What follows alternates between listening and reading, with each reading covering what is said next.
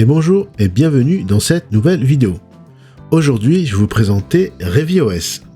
Souvenez-vous, dans un précédent tuto, je vous avais présenté Windows Atlas, qui était une distribution de Windows modifiée et qui mettait l'accent sur la performance, la stabilité et la protection de la vie privée. ReviOS présente des caractéristiques assez similaires, il met donc l'accent sur ces trois points qui sont la stabilité, les performances et ainsi que la protection de la vie privée. Mais souvenez-vous, lors de notre tuto sur Windows Atlas, ce dernier avait un petit inconvénient, c'est que l'interface était exclusivement en anglais et cela gênait parfois les membres de notre communauté. C'est pourquoi j'ai décidé de vous présenter ReviOS, qui a des caractéristiques assez similaires donc que Windows Atlas, mais cette fois-ci on pourra mettre l'interface en français. On va donc se l'installer et essayer de la comparer à Windows Atlas pour savoir qui tire son épingle du jeu en ce qui concerne les performances, la stabilité et la protection de la vie privée. Une autre solution pour les gamers et tous ceux qui cherchent un Windows assez léger et performant.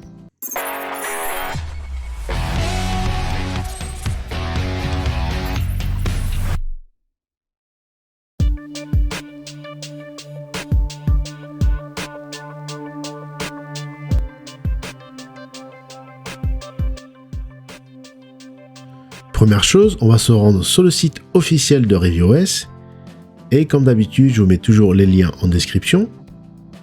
Donc le site est revi.cc et on va faire un petit bouton droit traduire en français pour tous ceux qui ont un peu de mal avec la langue anglaise. Voilà. Et faites pas très attention à la traduction car parfois elle peut paraître imparfaite.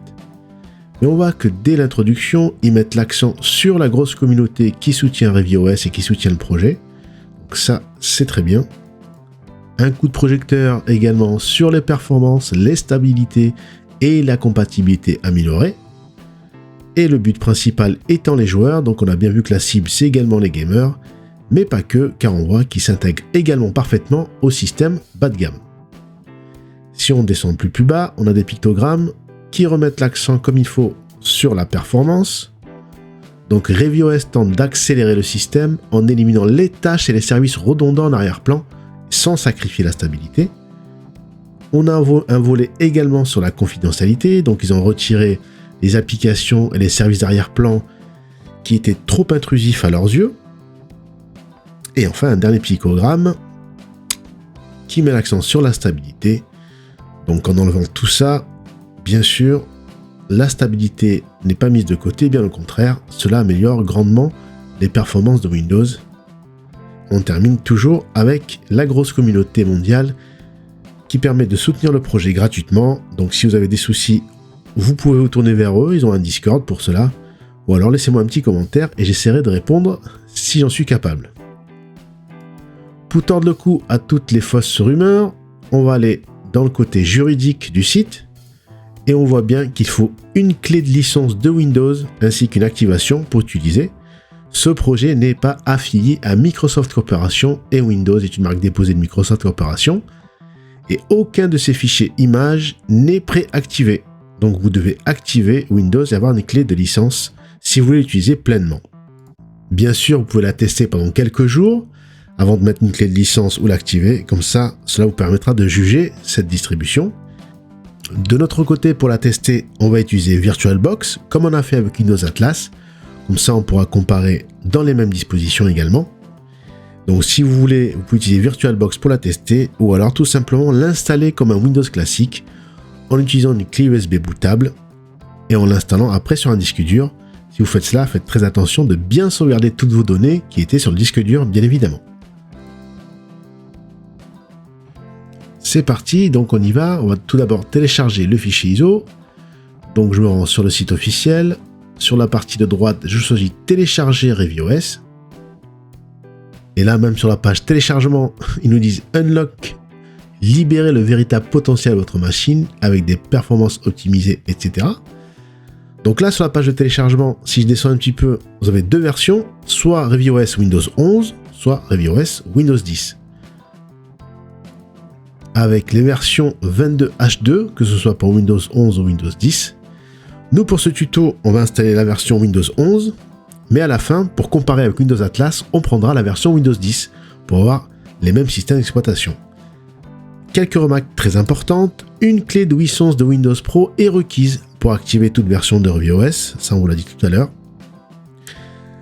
Bien sûr, les fichiers ISO, si jamais vous les installez sur un disque en dur, il faudra bien sûr faire des sauvegardes avant.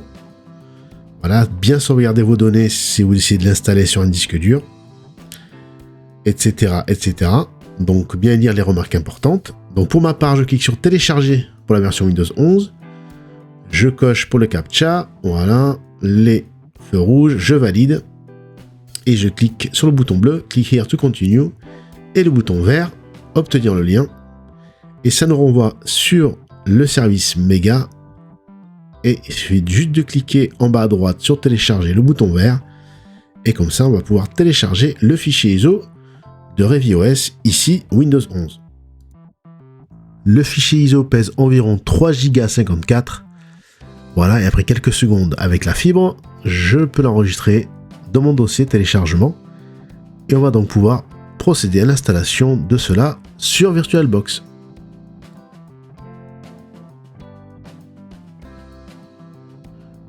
Je considère que VirtualBox est installé chez vous. Si vous ne savez pas comment faire, regardez mes nombreux tutos à ce sujet. Je montre plein de fois comment télécharger et installer VirtualBox. Rien de compliqué, on va sur le site officiel, on télécharge VirtualBox et on fait suivant. Et donc ça nous installe VirtualBox ici, la version pour Windows.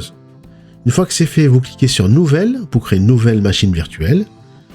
Dans la case Nom, on va lui donner le nom que vous voulez, par exemple WinReviewOS. Et dans le fichier Image, on fait Autre. Et on va sélectionner le gros fichier ISO qu'on vient de télécharger. Dans la version de Windows, on prend Windows 11 64 bits ou Windows 10 64 bits si vous avez choisi de télécharger la version Windows 10 et vous faites suivant. Pour la mémoire, je vous conseille toujours de mettre la moitié de la quantité que vous avez sur votre machine. Si vous avez 8 Go, vous mettez 4. Si vous avez 16, vous mettez 8. Et pour les processeurs, c'est la même chose, la moitié de ce que vous avez. Si vous avez 8 cœurs, vous en mettez 4, etc. Pour le disque dur, vous mettez la taille que vous voulez. Je vais laisser par défaut 80 Go. Et je fais suivant. Et voilà, c'est terminé. On vient de créer en quelques clics une machine virtuelle pour ReviewOS sous Windows 11. Et on fait Finish. Avant de lancer ça, on va aller dans Configuration. Et là, très important, on va aller dans Affichage. Et on va cocher Activer l'accélération 3D. Et on va pousser à fond la mémoire vive pour la carte graphique. Et dans Réseau, dans le mode d'accès réseau, on va mettre accès par pont et on va faire OK. Donc là, vous pouvez choisir également votre carte réseau dans le menu déroulant. Une fois que c'est fait, on fait démarrer. Et on va donc lancer pour la première fois la machine virtuelle. Et là, très important, vous appuyez sur Entrée au espace, vous appuyez sur une touche en fait, pour lancer l'installation de ReviewOS, comme une installation classique de Windows 10. Donc très important d'appuyer sur une touche, sinon ça disparaît. On a les écrans classiques d'une installation de Windows, avec le contrat, puis la sélection du disque, on fait suivant. Et là, vous laissez copier les fichiers. Moi, pour ma part, ça a pris environ 5 à 6 minutes. Ça a été très rapide. Donc, une fois que c'est copié, bien évidemment, l'ordinateur redémarre tout seul et va lancer pour la première fois, donc, ReviewOS. On va se rendre donc sur le wizard, l'assistant de paramétrage et d'installation, donc très classique, avec le choix de la langue, de la région plutôt, donc France, le choix de la disposition du clavier, donc clavier français, vous faites Yes. Là, il regarde s'il y a des mises à jour pour les appliquer, et ici, vous mettez un nom pour votre session sur Windows, donc là, je vais mettre Networks par exemple, donc votre nom d'utilisateur, vous faites suivant, et si vous voulez mettre un mot de passe, idem, vous mettez un mot de passe ici dans la case, et vous faites suivant. Il recheck pour voir s'il n'y a pas des mises à jour. Et quelques secondes et quelques petites minutes après, il va préparer tout ça. Et on arrive sur le bureau de ReviewOS. Donc là, ce n'est pas encore terminé, vous ne touchez à rien. Il va lancer des scripts au démarrage qui vont donc configurer et préparer comme il faut votre version de Windows, donc une version modifiée. Une fois que c'est fait, ça dure environ quelques minutes, il va redémarrer tout seul. Donc c'est très important de laisser faire, de ne pas toucher au clavier ni à la souris, de laisser travailler lors du premier démarrage. Donc là, c'est bon, une fois qu'il a redémarré, on arrive enfin sur le bureau de ReviewOS. Première chose qu'on va faire, que vous ne pouvez pas faire sur Windows Atlas, c'est mettre la langue en français. Vous tapez Language dans le menu démarrer et vous choisissez Language Settings. Et ici, vous cliquez sur le bouton bleu Add Language, vous tapez France et vous choisissez dans le menu Français France. Vous cliquez dessus, voilà, et en bas vous faites Next. Et cela va nous permettre d'installer la langue française sur le système. N'oubliez pas de cocher Set as my Windows Display Language, comme ça il va mettre la langue en français en tant que langue par défaut et vous faites Install. Quelques petites secondes après, voilà, il va nous télécharger le package et vous ferez Sign Out une fois que ça sera indiqué. Comme ça, il va se déconnecter et appliquer le français. Et voilà, vous voyez bien que le menu démarrer, recherche rapide, top des applications, récents, etc. La langue en français a bien été appliquée, à l'inverse de Windows Atlas qui reste malheureusement pour l'instant qu'en anglais. Donc si j'ouvre le menu des paramètres, je vois bien que tout est bien en français et Windows n'est pas activé. Voilà, je vous le prouve ici. Il faudra le faire si jamais vous l'utilisez de manière pérenne. Donc ça c'est fait. On a Windows en français. On va pouvoir regarder maintenant le reste. Un petit tour dans le gestionnaire des tâches va nous montrer les processus. On voit qu'on a à peu près une soixantaine de processus qui sont lancés. 41 processus Windows environ. Et une vingtaine de processus d'arrière-plan.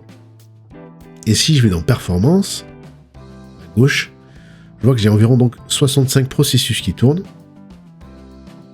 Et au niveau de la mémoire, j'ai environ 2,4 Go de mémoire qui sont utilisés sur les 4 Go. N'oubliez pas ici qu'on est sur la version Windows 11 de ReviewOS. Et sur Windows Atlas, on avait testé la version Windows 10, chose qu'on verra à la fin de cette vidéo.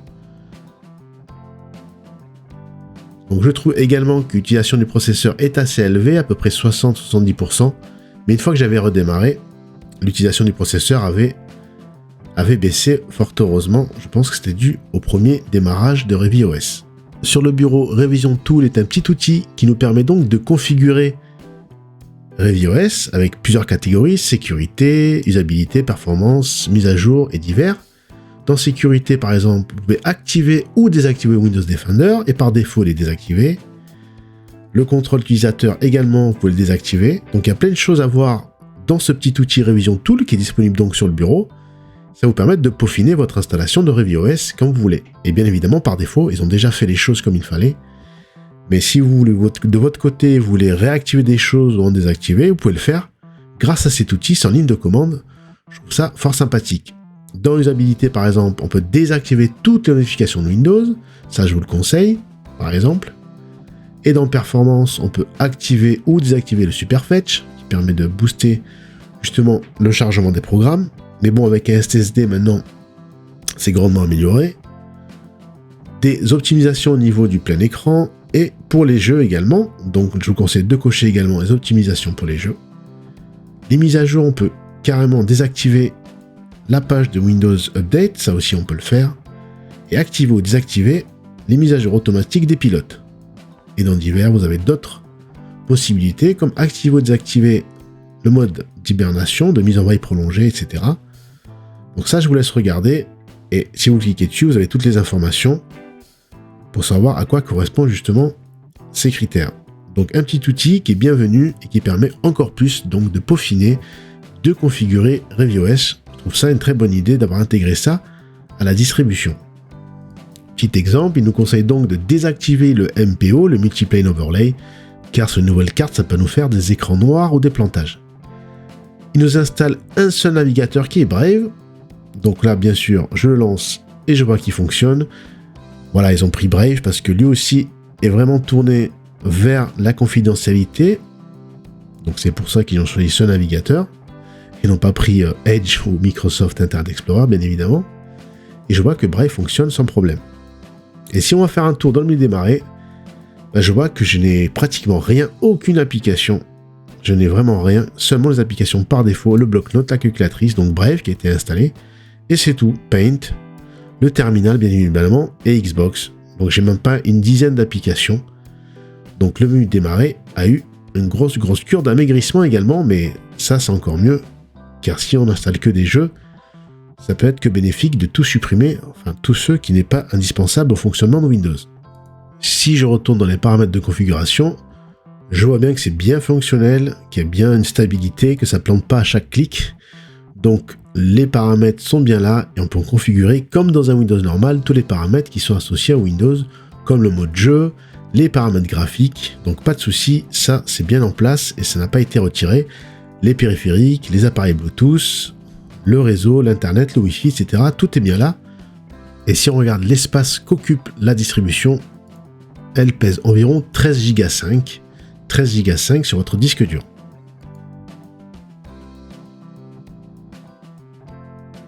Maintenant, je vais installer la version 10 de ReviOS et la comparer à Windows Atlas, la version 10. Donc là, je suis sur ReviOS version Windows 10. Et si je regarde les applications installées, donc là, je vois que c'est assez similaire. Le menu démarrer a subi une grosse cure d'amaigrissement. Il n'y a que le strict minimum, comme les applications système par exemple. Et sur Windows Atlas, c'est quasi la même chose. Tout a été retiré. On n'a que les applications système, la calculatrice, etc. Et bien sûr, le PowerShell et le terminal de commande. En ce qui concerne la taille de l'installation, pour ReviOS, je vous disais qu'elle occupait environ 13,5 Go sur le disque, comme indiqué ici.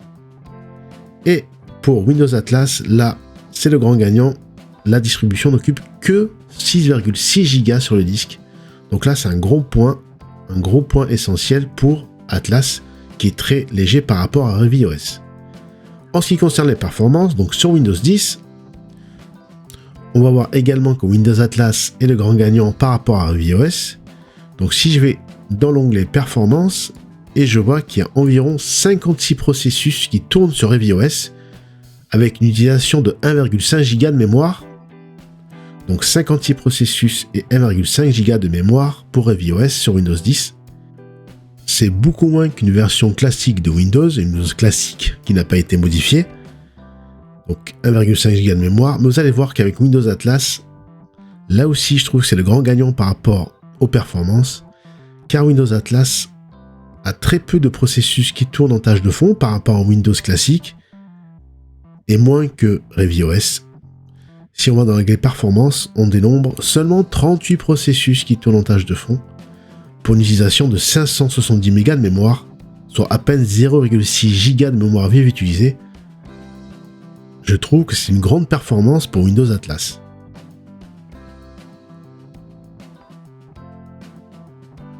Voilà, ce petit tuto est terminé. J'ai pu donc vous présenter ReviOS, et on a pu donc le comparer à Windows Atlas. Vous avez vu au niveau des performances que Windows Atlas est quand même beaucoup plus performant que ReviOS, surtout au niveau de l'utilisation de la mémoire vive, de la capacité qu'il prend sur le disque dur, et ainsi que le nombre de processus qui tournent en tâche de fond. Windows Atlas fait vraiment une grande performance car il est vraiment très léger par rapport à ReviOS, et encore plus par rapport à un Windows classique qui n'a pas été modifié. Si vous êtes un gamer chevronné et que vous voulez une config qui tourne aux petits oignons, je vous conseille de vous tourner vers Windows Atlas, car il est vraiment très épuré et a subi une grosse cure d'amaigrissement, et ça sera d'autant plus bénéfique pour votre configuration, pour votre ordinateur. Par contre, il n'a toujours pas le support de la langue française, et si la langue anglaise vous rebute, tournez-vous plutôt alors vers ReviOS, qui sera de toute façon beaucoup mieux qu'un Windows classique, car lui aussi il a été grandement amélioré au niveau des performances, de la stabilité, et au niveau de la confidentialité. Ce sera toujours mieux qu'un Windows classique. Enfin, j'espère qu'à l'avenir, dans un avenir proche, Windows Atlas pourra supporter la langue française, car il est très difficile d'installer le package, car ça ne veut pas prendre en compte la langue française. Donc si quelqu'un d'entre vous réussit, qu'il mette en commentaire la procédure, et de mon côté, quand j'aurai un petit peu de temps, je vais essayer moi également de franciser Windows Atlas, car si jamais on arrive à mettre la langue française, on aura le parfait OS pour tous les gamers, et pour tous ceux qui veulent un Windows léger, pour une petite config par exemple. Mais que ce soit ReviOS ou Windows Atlas, je le répète, vous serez toujours gagnant par rapport à une version de Windows 10 classique.